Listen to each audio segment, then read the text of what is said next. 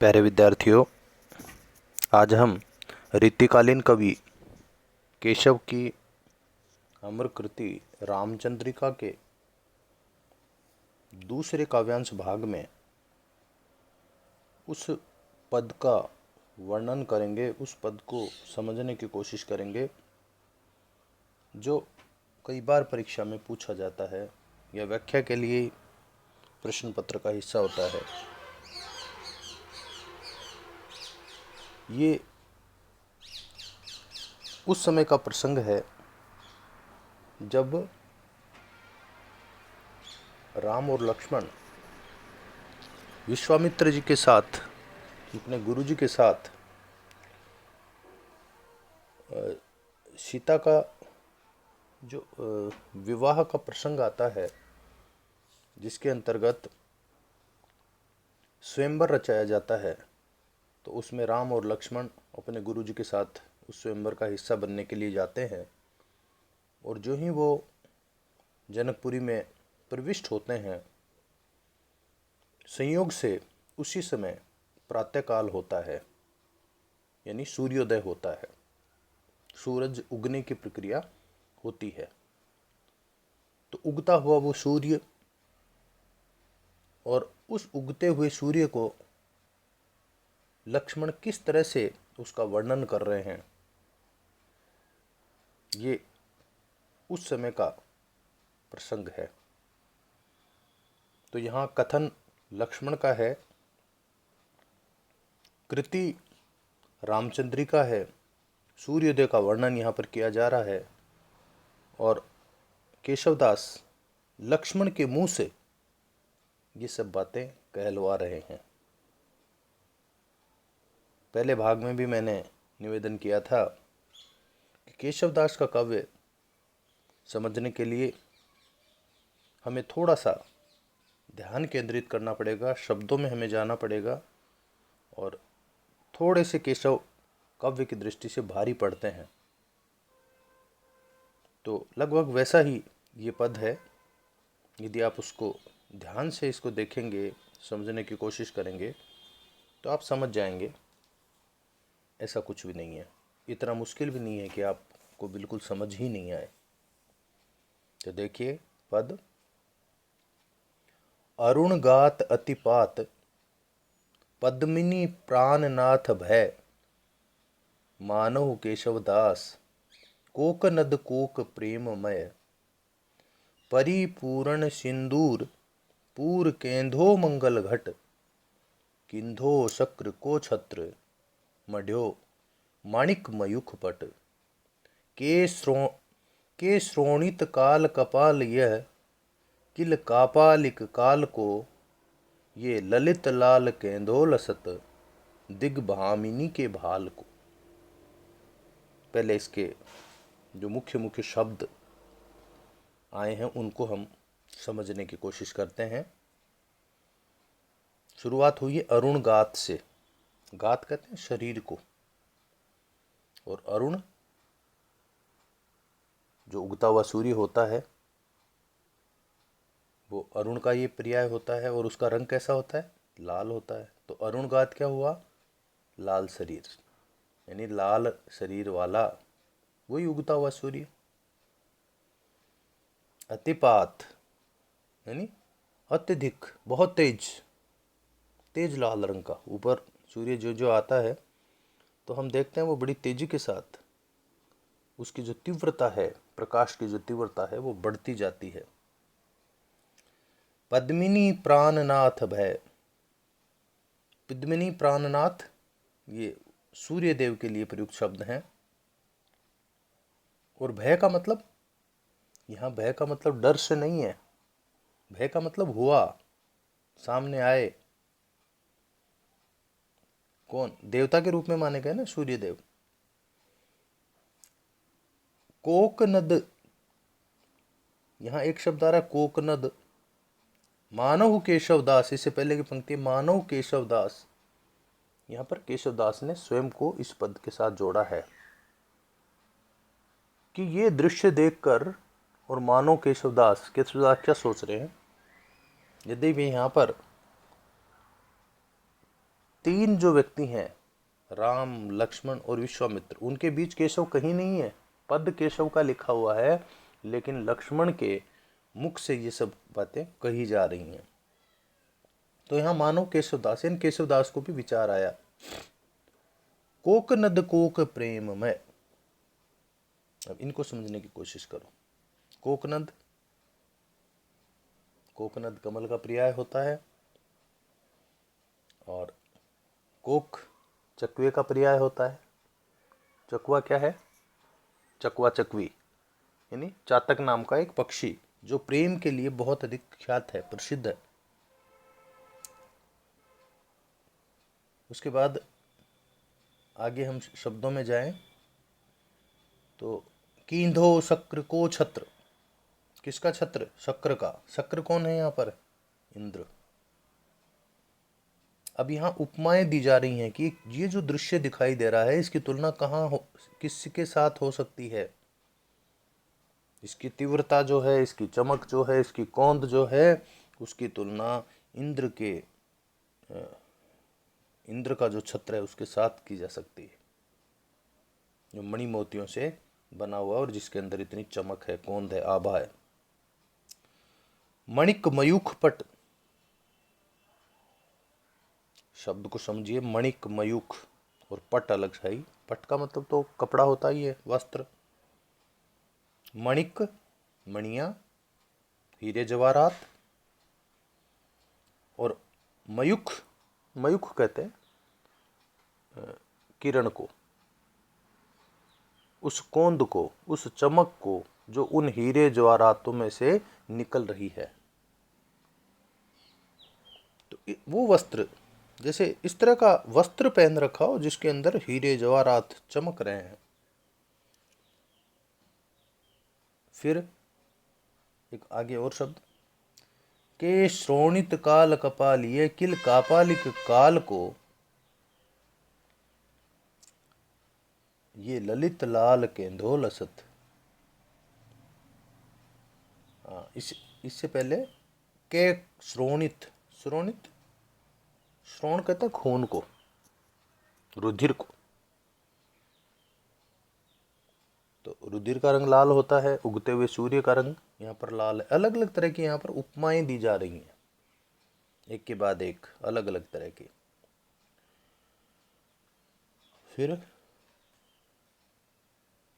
किल कापालिक काल को, कापालिक, कापालिक एक शैव पंथ होता है, शिव जी का एक, शिव भक्तों का एक पंथ होता है जो अलग तरह से अपना जीवन यापन करते हैं। शिव के मत को मानने वाले कापालिक साधु होते हैं, और कापालिक शिव का भी पर्याय है। और कपाल, कपाल ये है, काल कपाल ये है। कपाल कहते हैं हमारी मनुष्य की जो खोपड़ी होती है ना, उसको। तो ये जो कापालिक, जो शिव मत के जो साधु होते हैं, अघोरी साधु भी कहते हैं इनको, ये पुराने समय में, आजकल तो ये बातें सुनकर ही बड़ी अटपटी लगती हैं, लेकिन पुराने समय में खान पान के लिए अपने साथ मानव की खोपड़ी रखते थे ये अघोरी साधु। तो उससे इनके साथ शब्द जुड़ा था, कपाल से कपालिक। ये ललित, ललित सुंदर को कहते ही हैं।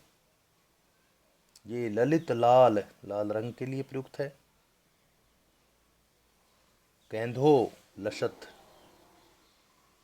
केंधो शब्द आया था ना, अथवा के लिए, या के लिए, या अथवा,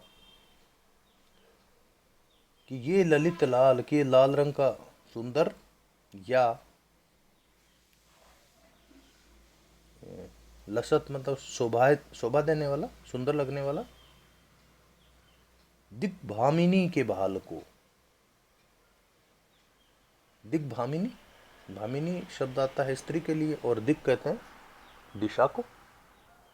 तो दिशा रूपी ये जो नारियां हैं, नारी सुंदरता का प्रतीक होती है।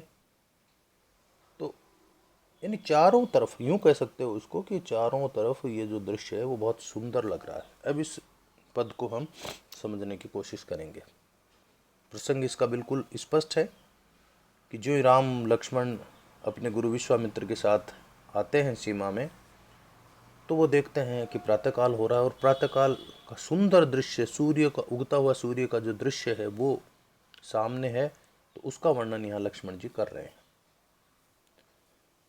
क्या कहते हैं लक्ष्मण जी कि देखिए, ये जो सुबह सुबह का या प्रातःकाल का जो सूर्य है वो कितना लाल होकर उग रहा है, बहुत अधिक लाल है। अतिपात, अरुणगात अतिपात, अत्यधिक लाल रंग का इस अरुण का गात है। गात का शरीर को, जो कैसा लग रहा है, जो इस प्रकार लग रहा है मानो, आगे ना शब्द आना कोक नद कोक प्रेम में, कि मानो जो दो यहाँ पर प्रेम के लिए प्रयुक्त उपमान है, कमल और दूसरा उपमान है या चकवा, दोनों प्रयुक्त किए हैं, कोकनद और कोक। तो मानो उनके हृदय, दोनों प्रेम के लिए जाने जाते हैं, तो उनके हृदय का जो प्रेम है वो जैसे उमड़कर बाहर आ गया है। लाल रंग प्रेम का प्रतीक माना गया है साहित्य में। तो लाल फूल प्रेम का प्रतीक, लाल कमल प्रेम का प्रतीक, चकवा प्रेम का प्रतीक। तो चकवे में और कमल में जो प्रेम है वो जैसे बाहर आ गया हो, ऐसा दृश्य दिखाई दे रहा है। फिर एक शब्द हो रहा है ना, पूर केंदो मंगल घट, या फिर ऐसा लग रहा है,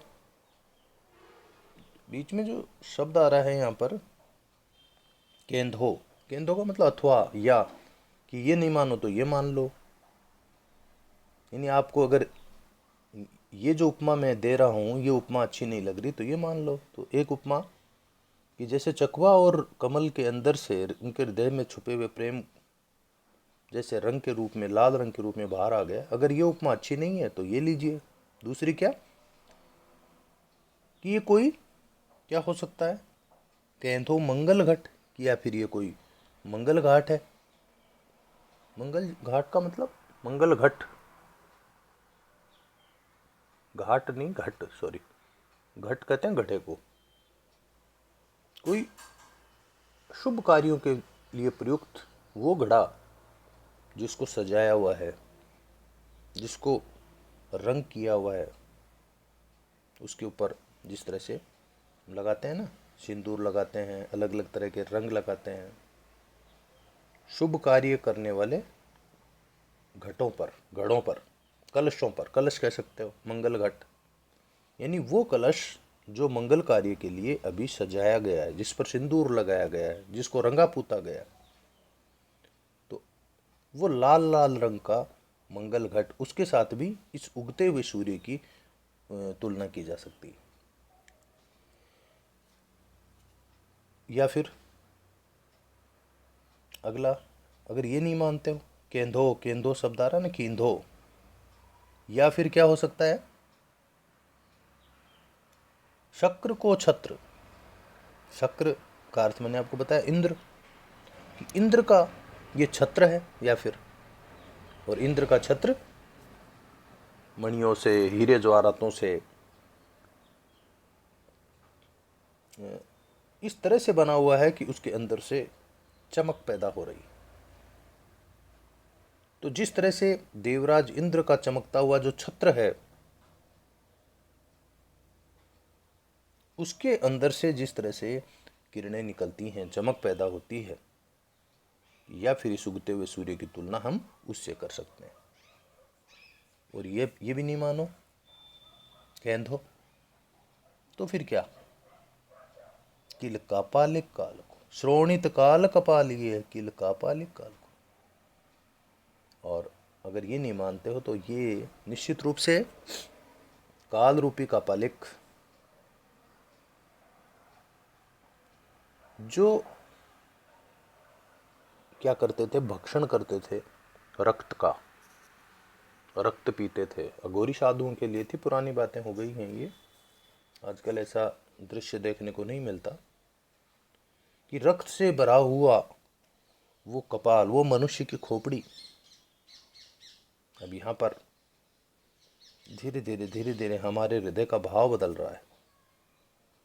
हमारे मन में एक विभत्स चित्र प्रस्तुत हो रहा है, क्योंकि दृश्य इस तरह का है। तो लाल रंग, क्योंकि सूर्यों का रंग लाल है और खून का रंग लाल होता है, कि या फिर ये जो ऊपर उपमाएं दी, यदि आपको नहीं अच्छी लगती हैं तो फिर ये उपमा लीजिए कि मुझे तो ये उस कापालिक के हाथ में वो कपाल लगता है जो खून से भरा हुआ है, और ये भी किल कापालिक काल को। और ये भी यदि आपको अच्छा नहीं लगे, ये उपमा ठीक नहीं लगे, तो ये ललित लाल के धोलसत दिग्भामिनी के भाल को। तो फिर ये जो लालिमा है ना, वो कौन सी दिशा में है? सूर्योदय कहाँ से होता है? पूर्व दिशा में। तो ये फिर जो पूर्व दिशा रूपी जो स्त्री है, जो नायिका है, उस नायिका के माथे पर सुंदर मणि ये शोभायमान है। प्रकृति रूपी वो नायिका जो पूर्व दिशा में है, उसके माथे के ऊपर कोई मणि है सुंदर, और वो शोभा बिखेर रही है। तो इस तरह से सूर्योदय का वर्णन विभिन्न रूपों में इस पद में किया गया है। अब यहाँ पर हम इसमें विशेष बातें यदि निकालें तो सबसे इसमें खास बात यह है कि ये जो वर्णन है, कई बार इस पद का की जब समीक्षा होती है तो इसमें ये कहा गया है कि प्रकृति का जब हम सुंदर वर्णन करना चाहते हैं और सुंदर सुकोल उसका जब सुंदर हम वर्णन करते हैं तो हमारे हृदय के अंदर उत्साह का भाव पैदा होना चाहिए। लेकिन यहाँ पर इस पद को पढ़ने के बाद में जिस तरह से एक विभत्स दृश्य दिखाया गया है, उसको देखकर विभत्सता पैदा हो रही है। तो ऐसे में ये काव्य दोष माना है इसको, कि काव्य के हिसाब से समीक्षकों ने कहा कि ये अच्छा नहीं है। इस तरह का ये जो उदाहरण है ना, ये प्रकृति में परंपरागत रूप से पहले तो नहीं होता था। तो ये परंपरा के विरुद्ध यहाँ पर कवि ने इस तरह का यहाँ पर उदाहरण प्रस्तुत किया है। और अलंकारों की जहाँ तक बात है तो इसके अंदर अनुप्रास, संदेह का भी या फिर हो सकता है, ये जो हम लिख रहे हैं ना, तो ऐसे में क्या है, संदेह अलंकार है। और मन के अंदर मनोरम उत्प्रेक्षा आनी चाहिए, तो उत्प्रेक्षा अलंकार भी प्रयुक्त है। साथ ही या फिर दो एक तरह से दिखने वाले उदाहरण दिए जा रहे हैं, तो यहाँ पर यमक भी है और संदेह भी। और भय, मैं, घट, पट, को स्पष्ट है कि अनुप्रास अलंकार प्रयुक्त है। धन्यवाद।